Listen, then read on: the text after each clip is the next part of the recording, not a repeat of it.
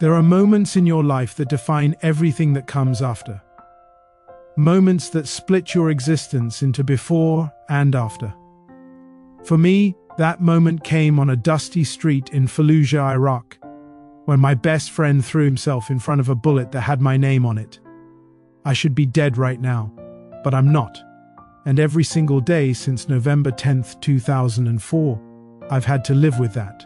My name is Danny. I'm a retired Marine Corps sergeant. And this is the story of the day my best friend saved my life by giving up his own. I met Ryan McCoy during boot camp at Paris Island in the summer of 2001. We were both 18 years old, fresh out of high school, and convinced we were invincible. He was from a small town in North Carolina. I was from Chicago. We couldn't have been more different, but from day one of boot camp, we just clicked. Ryan was the kind of guy who could make you laugh even when the drill instructor was screaming in your face.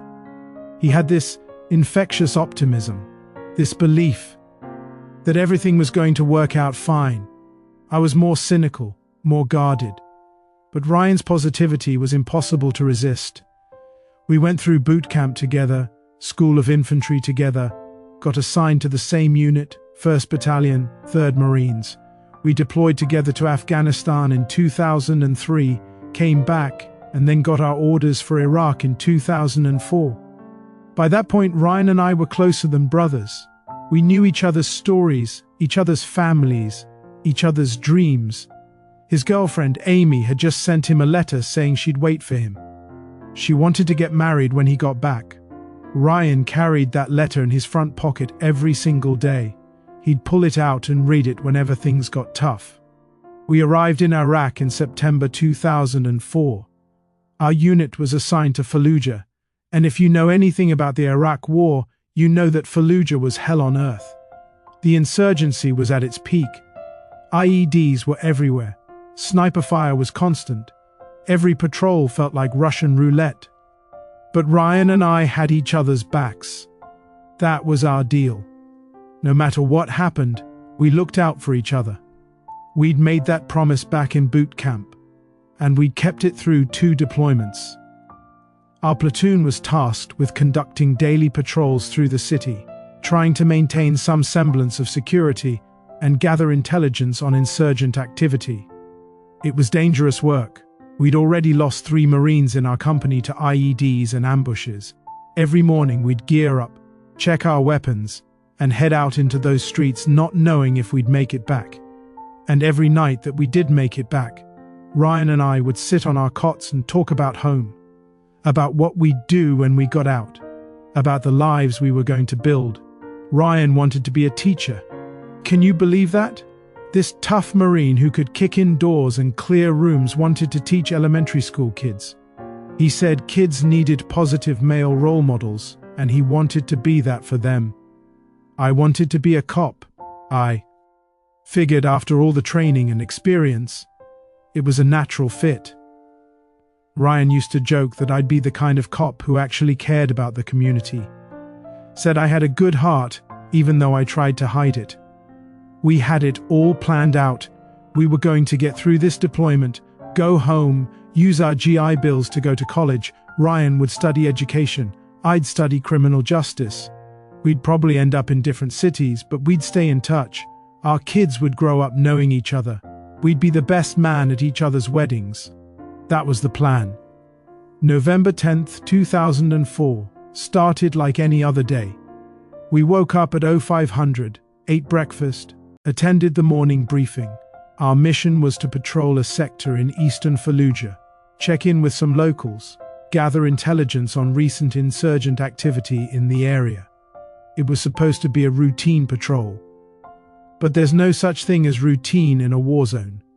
Our squad leader was Sergeant Torres, a veteran of the First Gulf War who'd re-enlisted after 9/11. He was experienced, careful, and he kept us alive through some tight situations. Our squad was 12 Marines total. Ryan and I were fire team leaders, each responsible for 3 other Marines. We rolled out at 0700 in our Humvees.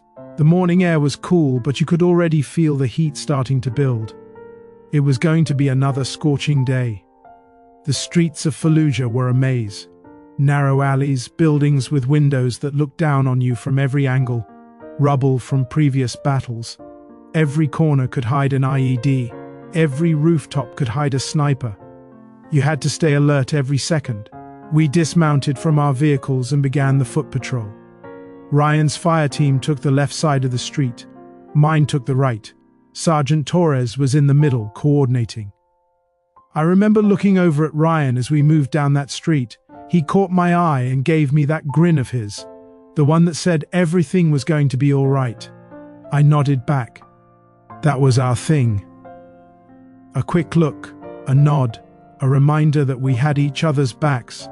We'd been patrolling for about 45 minutes when we reached a small marketplace. There were some civilians out, a few merchants setting up their stalls, kids running around. On the surface it looked normal, but something felt off. Sergeant Torres felt it too. "Stay sharp," he said quietly. "Eyes up. Watch the rooftops." We moved through the marketplace slowly, weapons ready but not raised. We didn't want to scare the civilians, but we needed to be prepared. The locals were watching us, their faces unreadable. Were they afraid of us? Or were they afraid of what was about to happen? That's when I saw him. A man on a rooftop about 50 meters ahead. He was moving quickly, ducking behind a low wall. I couldn't see his hands, couldn't see if he was armed, but every instinct I had was screaming that something was wrong. "Possible hostile, rooftop 12 o'clock. I called out. "Sergeant Torres?" Followed my line of sight. "I see him. Could be nothing. Stay alert." We kept moving, but now everyone was on edge. The atmosphere had changed. The civilians were starting to disappear, melting away into doorways and alleys. That's never a good sign. When the locals vanish, it means they know something's about to happen. We were maybe 30 meters from the end of the marketplace when the first shot rang out. The sound of a rifle crack echoed through the street. I saw the dirt kick up about 3 feet to my left. "Sniper! Contact, sniper!"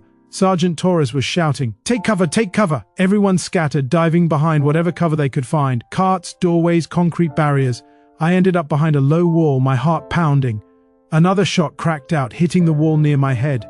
Fragments of concrete stung my face. I looked across the street. Ryan was behind a concrete planter, about 20 feet away. Our eyes met. He was scared. We both were. But we were Marines. We'd trained for this. "Suppressing fire," Sergeant Torres ordered. "Keep his head down." We opened up on the rooftop where I'd seen the figure. The sound was deafening. Spent brass casings bounced on the ground. The smell of gunpowder filled the air. But the sniper wasn't alone. Suddenly we were taking fire from multiple positions. Windows, rooftops, alleyways. We'd walked into an ambush. "We're surrounded," someone shouted. "Call for backup." Sergeant Torres was on the radio. "We need QRF now. We are under heavy fire and need immediate support." The firefight intensified. I was firing at muzzle flashes, trying to keep the enemy's heads down while looking for a way out. We were pinned down. If we stayed where we were, they'd flank us and we'd be finished. "We need to move," I shouted to Sergeant Torres. "Where?" "We move, we're exposed." He was right. The street offered almost no cover. If we broke from our positions, we'd be cut down. But staying meant dying slowly. We were outnumbered, outgunned, and out of position. That's when Ryan did something I'll never forget. He looked at me across that street, and I saw the decision in his eyes. Before I could say anything, before I could stop him, he was moving. "Ryan, no!" He ran from his cover, sprinting across the street toward a position that would give him a better angle on the insurgents. He was drawing their fire, giving the rest of us a chance to reposition.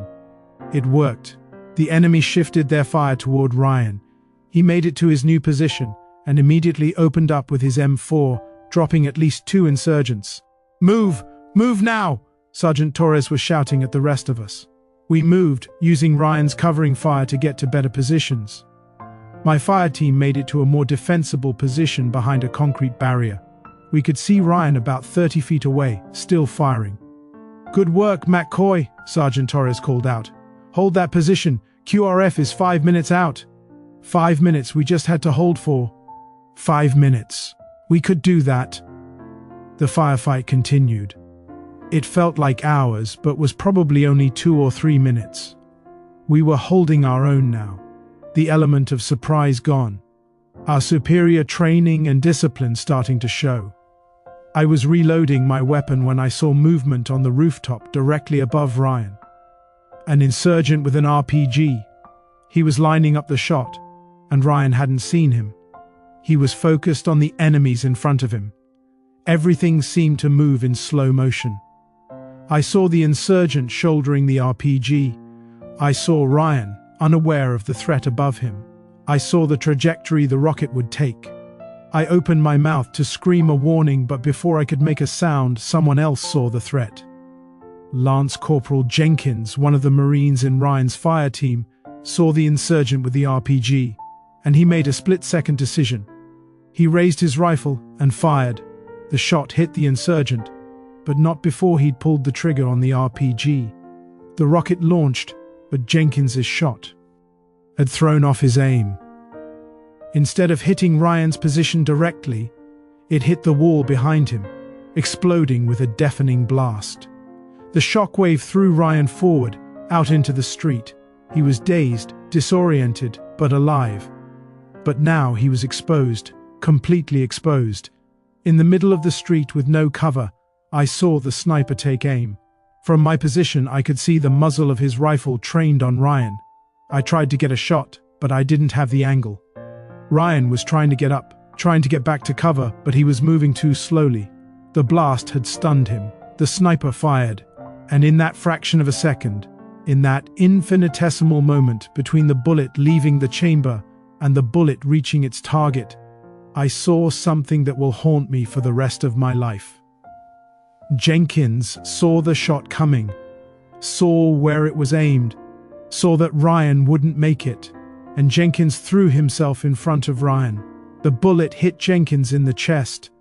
I heard him grunt, saw him fall backward. Ryan looked up, suddenly aware of what had just happened. No. Ryan was crawling toward Jenkins.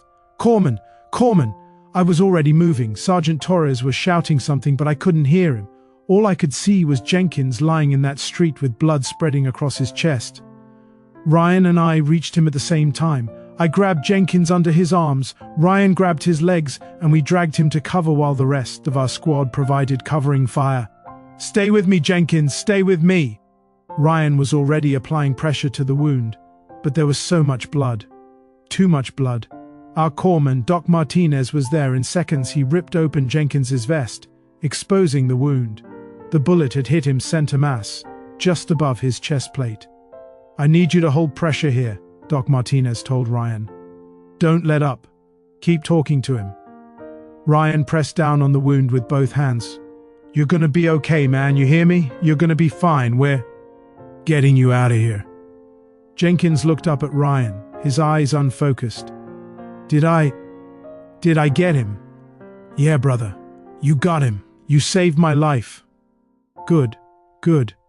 Jenkins's voice was getting weaker. Tell my mom, tell her. You're gonna tell her yourself, Ryan said, his voice breaking. You're gonna be fine. But he wasn't fine. Even with Doc Martinez working on him, even with all of us doing everything we could, Jenkins was slipping away. The QRF arrived 3 minutes later. They evacuated Jenkins immediately, rushing him back to base for emergency surgery. The rest of us finished clearing the area, eliminating the remaining insurgent threat. But my mind wasn't on the fight anymore. It was back at base, in that operating room, praying that Jenkins would make it. We got back to base 2 hours later. The first thing Ryan and I did was run to the aid station. Doc Martinez was there, sitting outside, his uniform still covered in Jenkins's blood. One look at his face told us everything we needed to know. He didn't make it, Doc said quietly. Lost too much blood. They did everything they could, but the wound was too severe. Ryan collapsed against the wall, sliding down until he was sitting on the ground. He put his head in his hands. His shoulders were shaking. I stood there numb. Jenkins was dead, 20 years old, from a small town in Texas. He'd been planning to go to college when his enlistment was up. He wanted to be an engineer, and now he was gone because he'd thrown himself in front of a bullet. A bullet that was meant for Ryan. The memorial service was held. 3 days later, Jenkins's parents couldn't make it to Iraq, so we held a battlefield memorial. His boots, rifle, helmet, and dog tags were arranged in the traditional display. We stood at attention while Sergeant Torres eulogized him. Lance Corporal David Jenkins exemplified the highest traditions of the Marine Corps, Torres said. He gave his life to save a fellow Marine. There is no greater sacrifice. Semper Fidelis. Semper Fidelis, we all echoed. Always faithful. After the service, Ryan couldn't speak. He went back to our tent and just lay on his cot, staring at the ceiling. I sat with him, not saying anything. What was there to say? Finally, after hours of silence, Ryan spoke. It should have been me. Don't say that. It's true. That bullet was coming for me. Jenkins saw it and he jumped in front of it. He died so I could live. Why? Why would he do that? Because that's what Marines do. We protect each other. You would have done the same thing. Would I? I don't know, Danny. I really don't know. And now I have to live with this. I have to live knowing that someone died in my place. We all carry that weight, Ryan. Every Marine who survives does. We owe it to them. We owe it to Jenkins to make his sacrifice mean something. Ryan pulled out the letter from Amy. He looked at it for a long time, then folded it carefully and put it back in his pocket. I'm going to live, he said finally. I'm going to go home, marry Amy, become a teacher, have kids. I'm going to live the best life I can. Because Jenkins can't. Because he gave his life so I could have mine. That's what I owe him. We finished that deployment 3 months later. Ryan did exactly what he said he would. He went home, married Amy, got his teaching degree. Last I heard, he's teaching 5th grade in North Carolina and has 3 kids. But I know he thinks about Jenkins every single day. Because I do too. I became a cop like I'd planned, worked the beat in Chicago for 15 years before retiring. I'm married now, got 2 kids of my own. From the outside, it looks like I've got a good life. And I do. But there's not a day that goes by that I don't think about that street in Fallujah. About Jenkins throwing himself in front of that bullet. About the choice he made in a fraction of a second. I visited Jenkins's parents a few years after I got back. They live in a small house in Texas, filled with pictures of their son. His mother cried when she saw me. His father shook my hand and held it for a long time. Thank you for coming, his father said. David, he talked about you guys in his letters, said you were his brothers, said he'd do anything for you. He did, sir. He saved Ryan's life. He was the bravest Marine I ever knew. His mother gave me something before I left.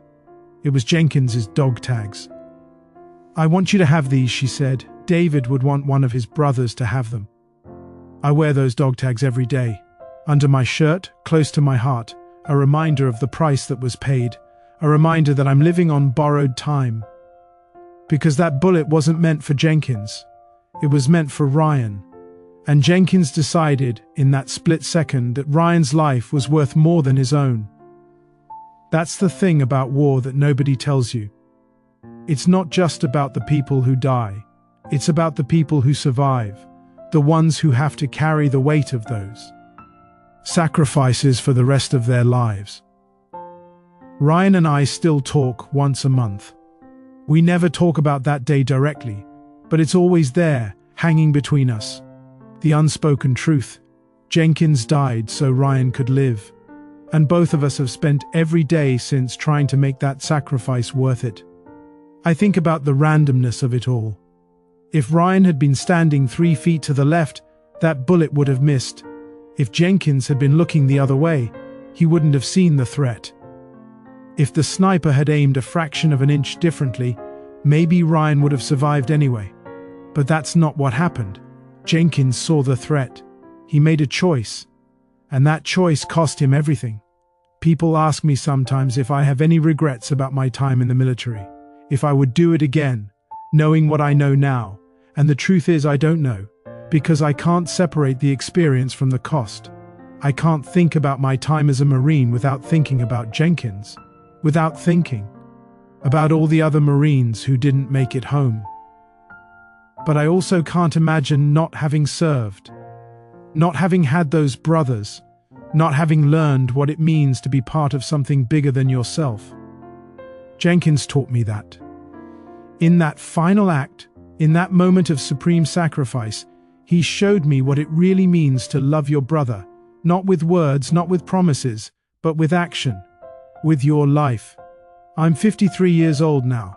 Jenkins would have been 54 next month. He never got to go to college, never got to become an engineer, never got married, never had kids, never grew old.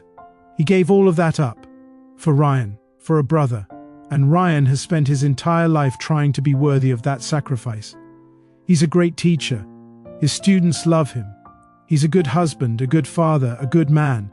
He's living not just for himself, but for Jenkins too. That's what I want you to understand. When someone sacrifices their life for you, you don't just carry on with your own life. You carry theirs too.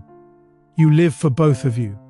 You try to make sure that their sacrifice wasn't in vain. I look at my kids sometimes and I think about Jenkins, about how he'll never have this, never know what it's like to watch your daughter take her first steps, or hear your son laugh, or see them graduate from high school. He gave that up, so Ryan could have it, so Ryan's kids could exist, so Ryan could touch the lives of hundreds of students over the years. One life traded for so many others.